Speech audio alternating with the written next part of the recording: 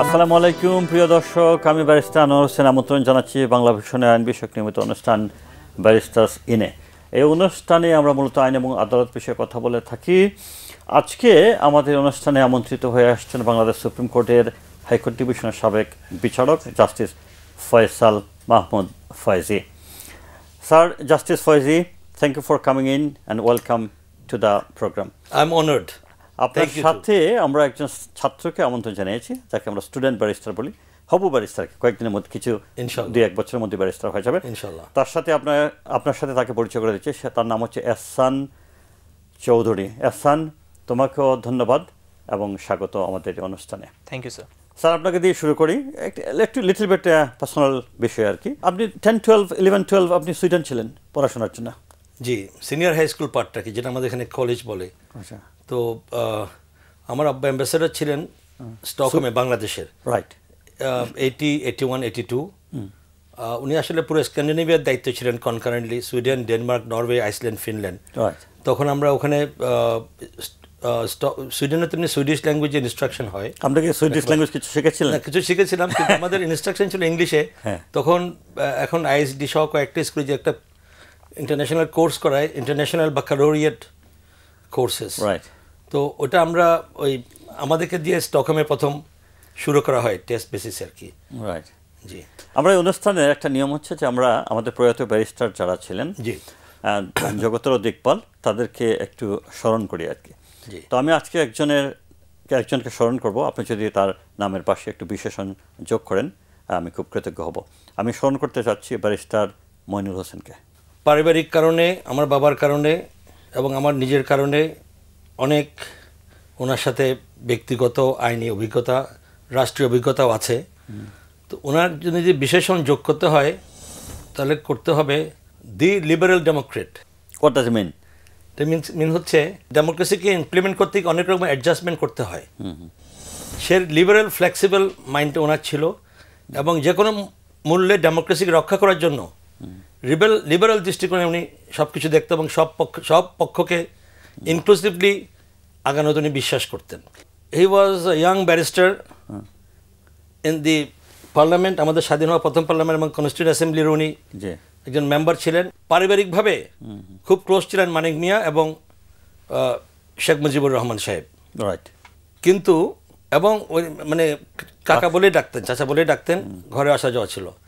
কিন্তু যখন 74 সালে যখন বাকশাল গঠিত করলো আওয়ামী লীগ, রাইট, এবং শেখ মুজিবুর রহমান সাহেব, তখন he was one of the 2 persons যারা রিজাইন করেছেন। হ্যাঁ, এবং এত ঘনিষ্ঠ ব্যক্তিগত সম্পর্ক থাকা সত্ত্বেও। আমি এখন স্টুডেন্টের কাছে একটু চলে যাই। তুমি কি পড়াশোনা করছো? আমি কারেন্টলি এলএলবি করছি ইউনিভার্সিটি অফ লন্ডনের আন্ডারে। কোথায় করছো? আমার কারেন্টলি ইনস্টিটিউট হচ্ছে যে এলসিএলএস নর্থ। আচ্ছা। তোমার পরিবারের কি কেউ আইনজীবী আছেন? না, আমি ফার্স্ট জেনারেশন। তো তুমি কিভাবে কেন ডিসিশন নিলে যে ল পড়বে বা কিভাবে ইনফ্লুয়েন্সড হলে? আমার ডিসিশনটা একটু ইউনিক টাইপের, কারণ আমি আমার কলেজ লাইফে কমার্স নিয়েছিলাম and I had 2 options basically. So আমার বাবা আমাকে বলে যে ইদার নর্থ সাউথে যাও, বিবিএ করো, নাহলে ব্র্যাকে যাও, এলএলবি করো। সো আই চোজ এলএলবি ব্র্যাকে। অ্যান্ড ব্র্যাকে আমার 1 বছর যায়। তারপর আমি আসলে জিনিসটা থেকে অনেক আননোন ছিলাম যে ব্যারিস্টার হওয়ার জন্য আমার আসলে ইংলিশ এলএলবি লাগবে। So I left BRAC. তারপর আমি এলসিএলএসে জয়েন করি। বাবা মা কি করেন? আমার বাবা ব্যবসায়ী অ্যান্ড আমার মা হাউসওয়াইফ। রাইট।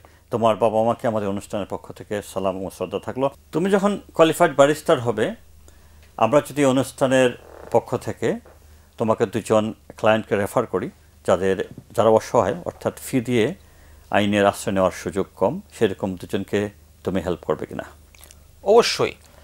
এটা তো আপনার ফিউচারের কথা। আমি কারেন্টলি যেহেতু আমাদের আগে কিছুক্ষণ আগে কথা হয়েছে, আমি পুনাবে আছি অ্যান্ড আমি অলরেডি সোশ্যাল ওয়েলফেয়ার করছি প্রাইভেট ইউনিভার্সিটি স্টুডেন্টদের জন্য। So I would be really open to do pro bono work. কি সোশ্যাল ওয়ার্ক করছো? আমরা বেসিক্যালি এখন পুনাব থেকে আমরা প্রাইভেট ইউনিভার্সিটি স্টুডেন্টদেরকে আপনার রাজনৈতিক বলেন, আপনার পারিবারিক বলেন, সোশ্যাল ওয়েলফেয়ার যেভাবে সম্ভব ওদেরকে হেল্প করছি। আমরা আন্দোলনে যারা অংশগ্রহণ করেছিলেন ওদেরকে হেল্প করছি। Right, thank you sir. আমাদের অনেক প্র্যাকটিসিং ব্যারিস্টার ইউকেতে আছেন আর কি, সেরকম অনেকেরই ইন্টারভিউ আমি নিয়েছি এর মধ্যে আজকে যার ইন্টারভিউ নিয়ে আমি কথা বলতে চাচ্ছি সে হচ্ছে ব্যারিস্টার শাহাদাত করিম। চলুন আগে আমরা সেই ইন্টারভিউটা একটু দেখে আসি।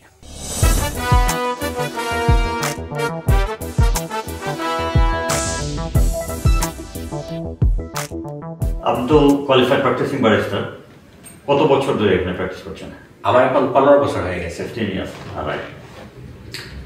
এই দেশে প্র্যাকটিস স্টার্ট করতে হলে once you qualified, then what are the other stages? আপনার বার ফিনিশ করার পরে, বার ভোকেশনাল কোর্স যেটা বলে বা বিপিটি, সেটা শেষ করার পরে you have to get pupillage. It's 12 months normally. It's in 2 parts. প্রথম অংশ হলো 6 months and then second part is 6 months.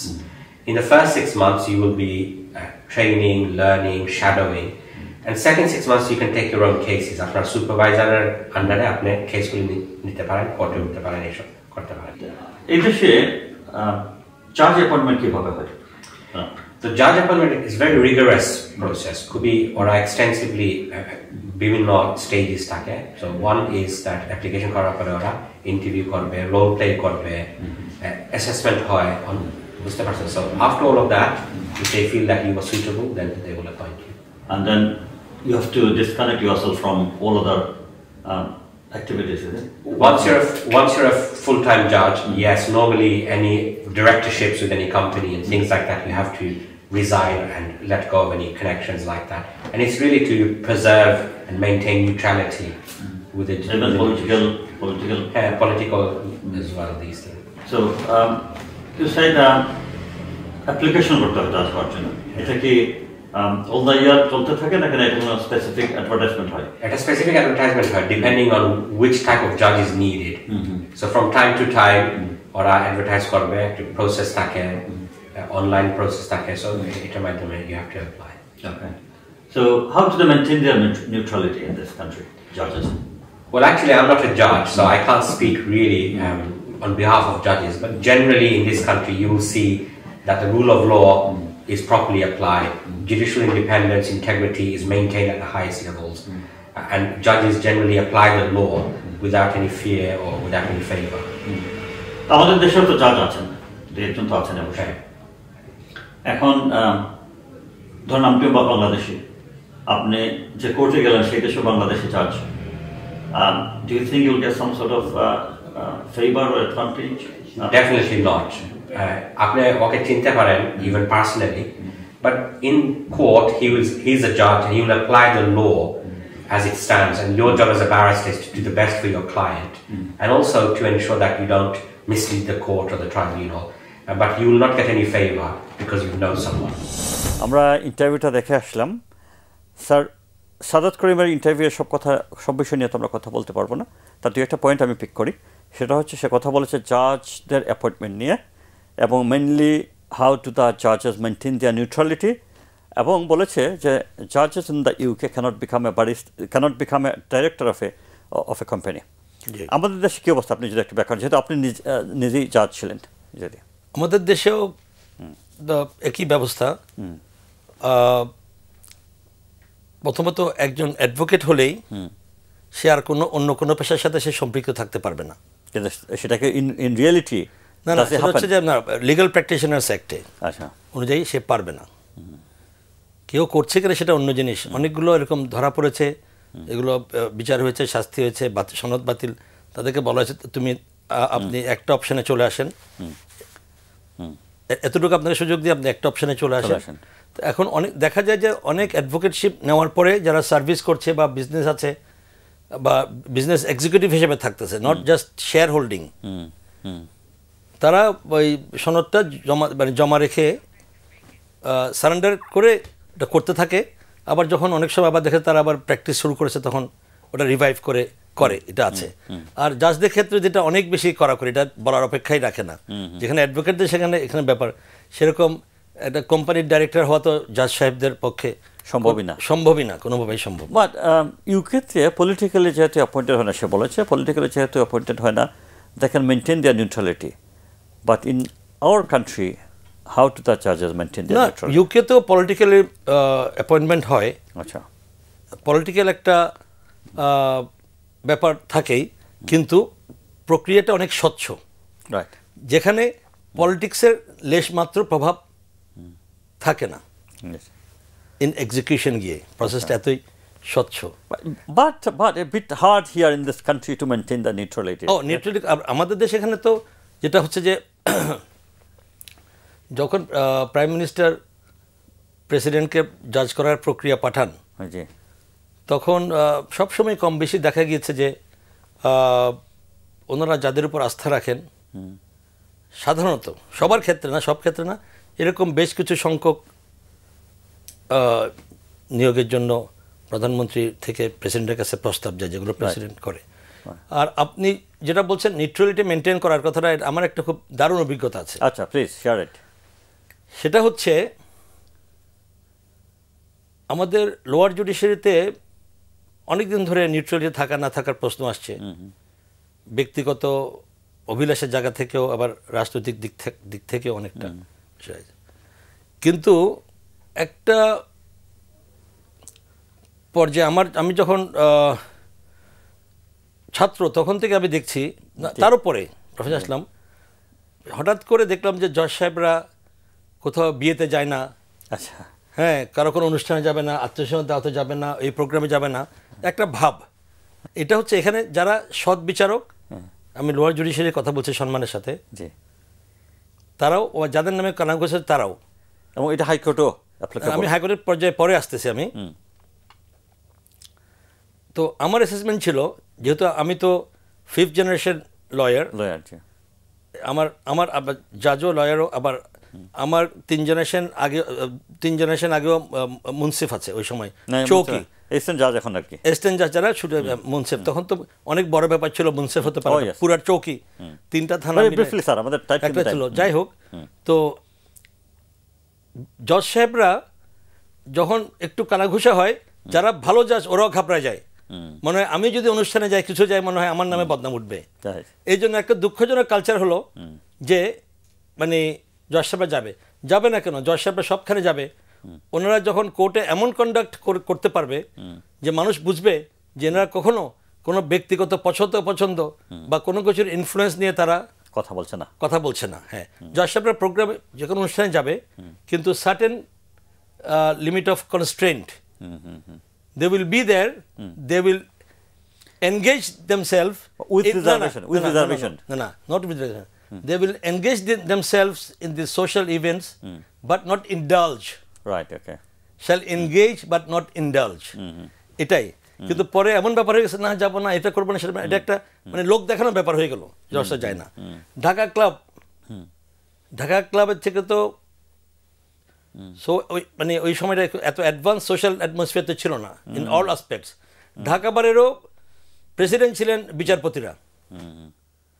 এখন বারের মেম্বার হলে তো আমাদের বদনাম হবে, সরি ক্লাবের মেম্বার হলে, তখন তো প্রেসিডেন্টও বিচারপতিরা ছিলেন ক্লাবগুলার, বিশেষ করে ঢাকা ক্লাবের। কই ওদের নামে তো বদনাম উঠে নাই। এটা তো জজ সাহেবদের নিজেদের ইন্টিগ্রিটির উপর ডিপেন্ড করে, depends on integrity. Okay, thank you for telling me. প্রিয় দর্শক, আমরা এখন একটা কমার্শিয়াল বিরতিতে যাচ্ছি, ফিরছি এক্ষুনি।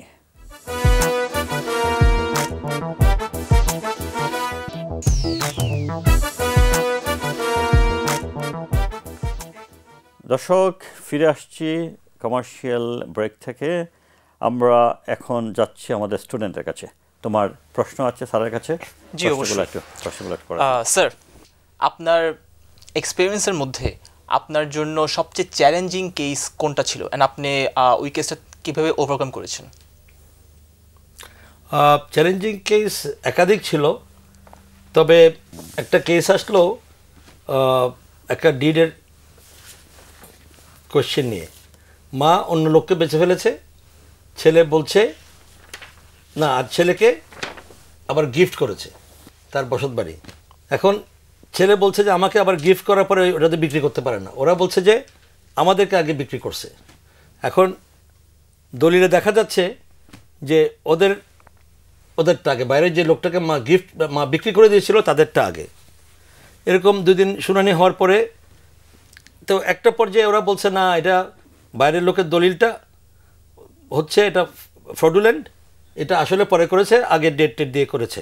মেকানিক্যাল ওয়েতে যখন আমি জাজ হিসেবে চিন্তা করতেছিলাম যে আমি এটার বাইরে যাব কী করে, যখন প্রিডিংস না, এটা আমি তো আর আর কোনো ওরকম কোনো এভিডেন্সও নাই বোঝার জন্য। তখন আমি জাজমেন্টটা দিয়ে দিলাম যে না, ওটা আগে, ওটা প্রিভেল করবে, he will have the title. ওটা যদি ওই তারিখ হয় তাহলে স্ট্যাম্পের পিছিয়ে ডেট থাকে, কয় তারিখ স্ট্যাম্প কিনছে, সেটাও পরের ডেট না, সাইন করলাম না। পরের দিন আমি বেঞ্চে উঠে ইনকোয়ারিতে পাঠালেন? না না না, আমি বললাম যে এটা আগামীকাল ফর অর্ডার থাকবে। আবার এখানে একটা আমি জাজমেন্ট ডেলিভার করেছি, কিন্তু একটা অর্ডারের জন্য থাকবে।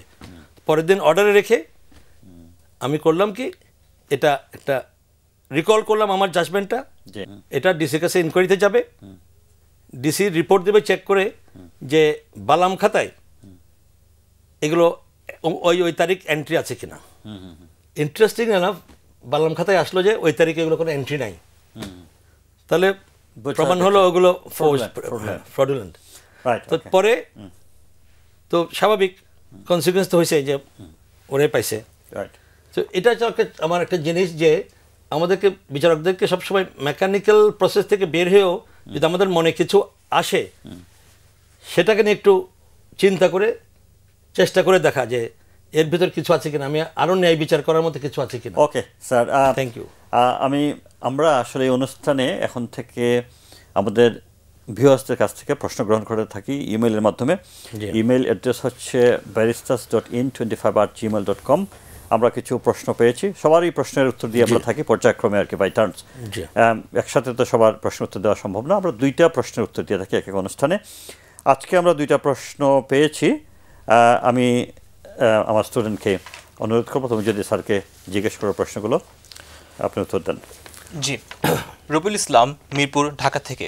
তিনি জানতে চেয়েছেন যে বর্তমান সরকারকে নিয়ে জনগণের মধ্যে অনেক কথাবার্তা হচ্ছে, যেমন এটা কেমন সরকার, এটা কি সাংবিধানিক সরকার নাকি বিপ্লবী সরকার, এই সম্পর্কে আপনার মতামত কি? আপনার মতামত কি, বাট ভেরি ব্রিফলি স্যার, আমাদের টাইট টাইম। না, এটা তো হচ্ছে কি, আমরা সবাই দেখতে পেলাম যে যখন এটা একটা গণ অভ্যুত্থান হলো, এটার আশাকাঙ্ক্ষা নিয়ে একটা বিপ্লব চলমান থাকবে। গণ অভ্যুত্থান তো হয়েছে, সেটা একটা বিপ্লবে রূপান্তরিত হয়ে মানুষের যে আশাকাঙ্ক্ষা এগুলো বুঝতে পেরে সেটা একটা বিপ্লবী রূপ নিবে, একটা বিপ্লব চলমান হবে। তো সবার ধারণা ছিল যে একটা বিপ্লবী সরকার হবে, যেমন পৃথিবীর বিভিন্ন দেশে বিপ্লব পরবর্তী বিপ্লবী সরকার হয়, যেটা সংবিধানকে অস্বীকার করে, সব কিছু অস্বীকার করে ক্ষমতাটা নিয়ে জনগণের সামনে দাঁড়ায়, এবং তখন জনগণ স্বতঃস্ফূর্ত সমর্থন দেয়, তখন গভর্নমেন্টের সব অর্গানগুলো ওদেরকে ওবে করে, মেনে নেয়। সেটাকে বলে ডিফ্যাক্টো গভর্নমেন্ট অথবা ডিফ্যাক্টো লিডার, ডিফ্যাক্টো গভর্নমেন্ট, মানে ফ্যাক্টসের উপরে। আরেকটা হচ্ছে যেটা সংবিধান মেনে সবসময় সচরাচর দেখলাম, এটাকে বলে ডি জুরিস। তো আমাদের এটা প্রথম মনে হয়েছিল এটা ডিফ্যাক্টো গভর্নমেন্ট হয়তো হতে যাচ্ছে, কিন্তু এখন ডু ইউ থিংক ইটস না, তারপর দেখা গেল যে প্রেসিডেন্ট সাহেবের কাছে যখন শপথ নিল, তখন দেখা গেল যে এটাকে কনস্টিটিউশনাল গভর্নমেন্ট হিসাবে রেখে কাজ করতে চাচ্ছে। তো আপনি বলতে চাচ্ছিলেন কি জানি, কি মনে করি এখন এটাকে ডি জুরিস তাইলে নাকি ডিফ্যাক্টো? আপনার আমি এটা বলবো যে ট্রানজিশন ওয়াজ ডিফ্যাক্টো। আচ্ছা, but it's a de juris. Later it became de juris. কিন্তু আমি কিন্তু বাইরে যখন বক্তৃতা করি তখন আমি এটা বলি যে it's a quasi constitutional, right, quasi constitutional. Thank you. মানে সেকেন্ড কোয়েশ্চনটা বলি। দ্বিতীয় প্রশ্ন, সামাদুল হক গফরগাঁও ময়মনসিংহ থেকে জানতে চাচ্ছেন, এই সরকার রাষ্ট্রের অনেকগুলো বিষয় নিয়ে সংস্কার কর্মসূচি হাতে নিয়েছেন, যেহেতু এখন সংসদ নেই, তাহলে এই সংস্কারগুলোর ভবিষ্যৎ কি? সংস্কার টিকে থাকবে নাকি এর অপমৃত্যু ঘটবে? সংস্কার তো মুখে বললে হয় না, কেউ লিখে দিলেও হয় না, বিপ্লবী ইশতেহার দিয়েও সংস্কার হয় না। সংস্কার যে নিয়মটা এখন চলে আসছে সেটা একটা, যেগুলো চলে আসছে ভালো মন্দ হোক, সেগুলো আইনের আওতায় চলে আসছে, তাহলে আইনগুলোকে সংশোধন করতে হবে অথবা নতুন আইন জারি করতে পারবে।